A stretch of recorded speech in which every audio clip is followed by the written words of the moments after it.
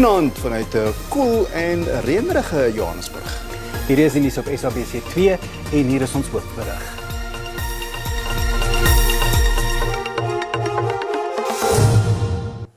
Die slagoffers van 'n noodlottige gastankwa-ontploffing in Boksburg in Gauteng is tydens 'n sombere gesamentlike gedenkdiens in die dorp se burgersentrum onthou. Die departement van gesondheid het vroeër bevestig dat die dodetal van die tragedie tot 34 gestyg het. 11 van die slagoffers was gesondheidswerkers en 23 was lede van die publiek. Tientalle mense is ook beseer toe 'n gastankwa ontplof het nadat dit onder 'n laagbrug vasgesit het.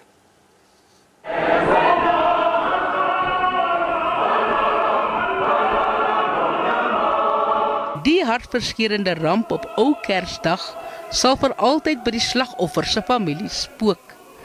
Vir die families is dit 'n ondraaglike pyn.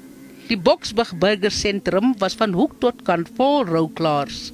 We're encouraged by donations that we are receiving of water, of goodies for the children, of volunteers that want to do tree cutting and clean up of the hospital. We're encouraged by ministers that have been coming to the hospital to pray with us, that have been visiting and counseling services that have come.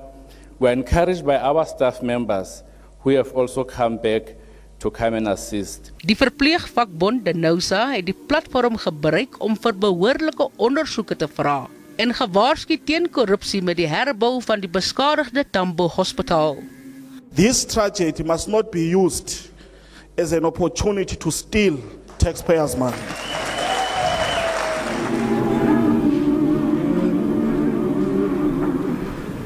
This is a kind of trauma psychologically which will stay with the families and the close relatives and friends for the rest of our lives. Our country has lost dedicated public servants, agreeing with the acting HOD, very dedicated public servants who are prepared to go beyond the call of duty. No stone will be left unturned in the quest to get to the bottom of this tragic disaster. I pledge this to you, for you deserve nothing less than to find a closure and peace that is needed in the wake of such an event. Verskeie van die slagoffers word die naweek ter ruste gelê. Suid-Afrikaners kan uitsien na Oujaarsaand en Nuwejaarsdag sonder kragonderbrekings. Eskom het aangekondig dat fase 4 beurtkrag vanaf vanmiddag 4 uur tot môreoggend 5 uur sal geld. Daarna sal fase 2 ingestel word tot 4 uur môremiddag. Die kragverskaffers skort dan beurtkrag op vir Oujaarsaand en Nuwejaarsdag. Fase 2 word weer vanaf maandagooggend 5 uur tot verdere kennisgewing ingestel. 4 van KwaZulu-Natal se mees gesoekte misdadigers is dood in 'n skietery met die polisie. Die polisie het gepoog om 'n verdagte voertuig op die Higginson Hoofweg naby Mariannhill Wes van Durban te stop toe die insidentis op die polisiebeamptes begin skiet het. Die verdagtes is gesoek in verband met verskeie misdade waaronder moord, motorkaping en gewapende roof. 5 mense het sedert die begin van Desember langs die Kaapstadse kus verdrink. Die burgemeesterskomitee lid vir gemeenskapsdienste en gesondheid, Patricia van der Ras, sê van die bydraende faktore is dat mense deur strome meegesleer word buite gebiede wat vir swem afgebaken is. 'n Ander probleem is dat mense weens alkoholgebruik nie goeie oordeel aan die dag lê nie.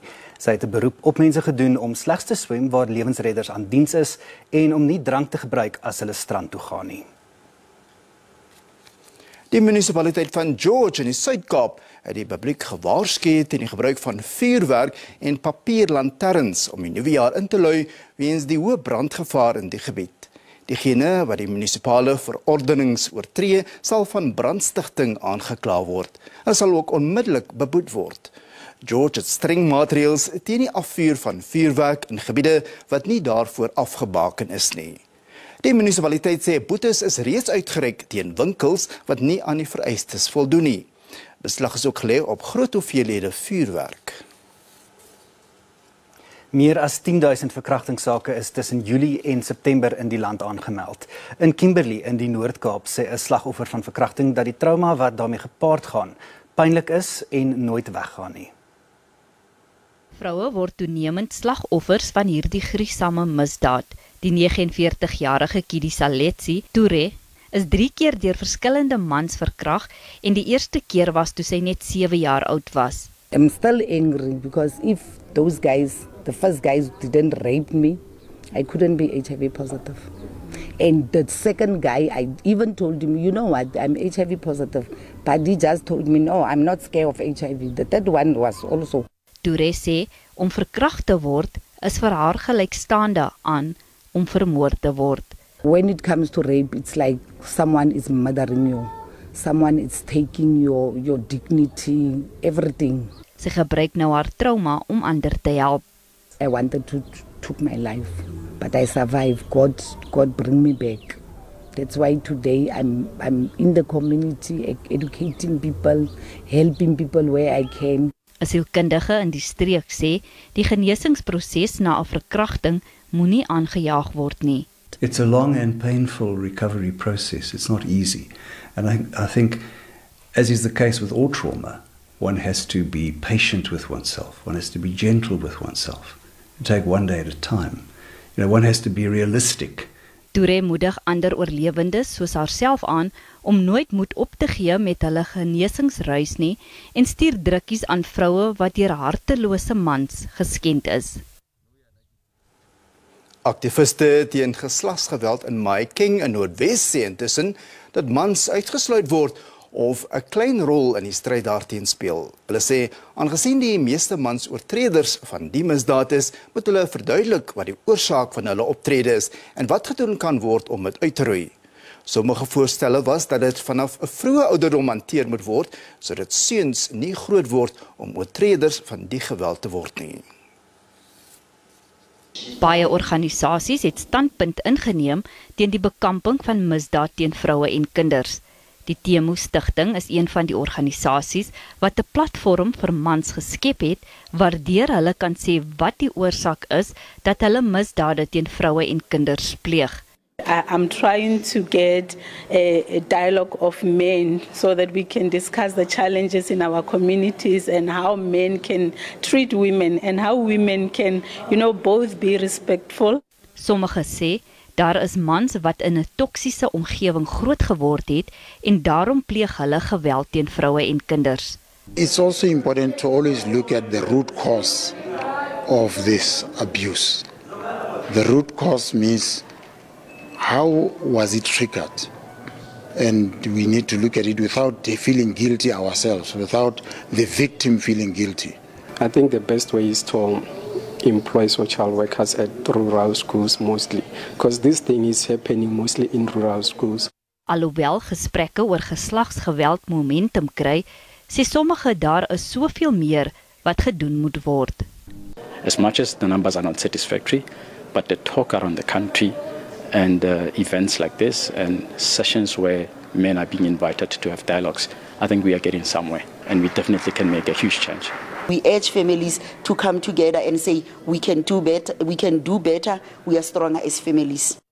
Die hoë vlakke van misdaad en gebrek aan veiligheidsmaatreëls by kuierplekke in die Oos-Kaap het die lewens van verskeie mense geëis. Die taverne in Hofmeyer waar 3 tienermeisies tussen die ouderdom van 15 en 20 jaar onlangs dood is intussen gesluit. Die provinsiale polisie en Suid-Afrikaanse drankraad blameer die taverne-eienaars vir die sterftes. Die Oos-Kaapse drankraad het reeds meer as 30 onwettige drankhandelaars en 5 wettige handelaars gesluit. Dit volg na verskeie dranklisensie-oortredings, soos onveilige toestande, waar drank aan minderjariges verkoop is of op persele toegelaat is. We continue to encourage our liquor traders to ensure that they ensure security, at their establishments by hiring bouncers that will, from time to time, check people when they come in, if they are not carrying dangerous weapons, etc. But also, I think it's important for them to keep on checking on the underage people. Die drankraad het beloof om beperkings in die bedryf strenger af te dwing, Terwyl die polisie sê hulle jurisdiksie oor taverners is beperk tot bedryfsure en die eienaars is dus vir die veiligheid daarvan verantwoordelik. The owner of the tavern has to take now responsibility because Tina, we're making sure that they close when they are supposed to close in compliance with his or the permit. But then when it comes to the inside part, the owners of the taverns should assist us as the police in making sure that there's space inside there because the previous incidents were in line with the congestion. Te midde van ander probleme is klante se weiering om hulle identiteitsdokumente te toon van die uitdagings. Verskeie metros het 'n beroep gedoen vir die nakoming van wette by die kuierplekke tydens die feesgety. 'n Man wat in Masipumalele naby Besoek in Kaapstad groot geword het, Sibusiso Sizatu, hoop om minderbevoorregte kinders te inspireer om 'n loopbaan in seiljagvaart of watersport na te jaag. Sizatu gaan die kaptein wees van die bemanning aan boord van die seiljag Archangel in die Kaap na Rio wetvaart wat maandag begin. Deelnemers moet 6000 km aflê.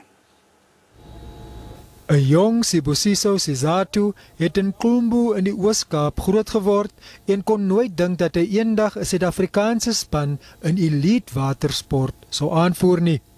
Hy het sy tuisdorp op 10-jarige ouderdom verlaat en saam met sy gesin na Masipumalele in Kaapstad verhuis, waar 'n vriend hom op 16-jarige ouderdom aan seiljagvaart bekend gestel het. Sizatu het die sport eers 2 jaar later ernstig opgeneem. The first thing I experienced was seasick, and then the boat was getting quite deeper and deeper into the ocean. So I ended up going back to soccer, and then 2 years later, my friends were getting nice opportunities, like they had to go to overseas in Spain, just for awesome travel, like just to have fun there. So I went back for a sail the second time around, and I had to figure out how to take away the fear that I have. Dit is 'n diersport om te beoefen, maar die span het gelukkig 6 maande gelede 'n borgskap gekry. Sizatu sê hy droom al sedert 2018 van die kompetisie. We're hoping to take about 23 days if we want a chance of winning, but anything can happen. It's about 3,300 nautical miles, in kilometers about 6,100 kilometers. Sy langtermyndroom is om meer mense van kleur aan die sport te sien deelneem.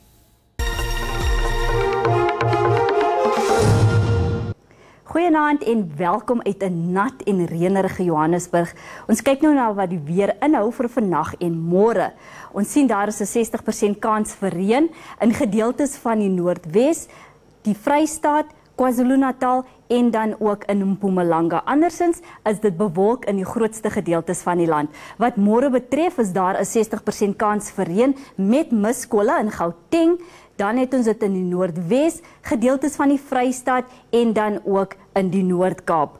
Ons kyk nou na ons waarskuwings. Daar is 'n waarskuwing vir ewige donderbuie in gedeeltes van die Noord-Kaap, die Vrystaat, Noordwes, Gauteng en dan ook in gedeeltes van Mpumalanga. Vir môre is daar ook 'n waarskuwing vir ewige donderbuie in die oostelike gedeeltes van die Noord-Kaap, Vrystaat, Noordwes en dan in Gauteng. Daar is 'n brandgevaarwaarskuwing uitgereik vir die ontstaan van weggolfveldbrande in gedeeltes van die Noord-Kaap en dan ook in die Wes-Kaap. Dan is daar ook 'n waarskuwing vir sterk wind langs die kus in die Wes-Kaap. Ons kyk nou na ons minimum en maksimum temperature. In Gauteng enkele buie en donderbuie, baie nat in die provinsie, Johannesburg 15-19 en dan sien ons ook Vereniging 16-20. In Limpopo enkele buie en donderbuie, in Tabazimbi 20-30. Ons sien ook Polokwane 17-23 en Mokopane het dan 'n maksimum van 25. Enkele buie en donderbuie in Mpumalanga, Skukuza 19-27 en Ermelo 13-17. Onze volgende provinsie is KwaZulu-Natal, bewolk, sonnig, Ilundi 15-19, Vry 13-17 en ons sien Lady Smith het 'n maksimum van 16. In die Oos-Kaap, baie nat in gedeeltes van die provinsie, Mthatha 11-17 en Somerset Oos 11-22. Baie mooi weer in die Wes-Kaap, baie sonnig, Kaapstad 'n maksimum van 29 en dan Riversdal 1227. In die Noord-Kaap, dit is waar die brandgevaarwaarskuwing uitgereik is, Kroeman 1730 en Calvinia 1132. In die Vrystaat, baie nat, Sasolburg 'n maksimum van 21 en Bloemfontein 'n maksimum van 27. En dan ten slotte Noordwes, baie nat hier, Swyserenika 1829 en Ottosdal het dan 'n maksimum van 25. Dit is dan al van die weersentrum. 'n Rustige aand verder.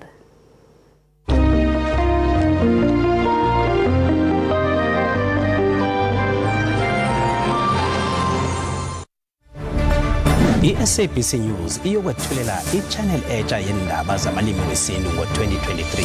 African News Channel ka-DTT yi ta ku hexela mahungu hi ririmi ra wena. Ngakho-ke zithole ngesizulu, ngesixhosa, limi la Setswana, Afrikaans, Xitsonga, ka Sepedi, ka Sesotho, nga Tshivenda, Lesotho, ngeSindebele. Rinafana ka SABC shimanga mutingati uitira uwadisela mafungo ngalwambo lwa damuni. Amahora angamashumi amabili nane nsuku zonke, khumbula futhi ngolimi lwakho.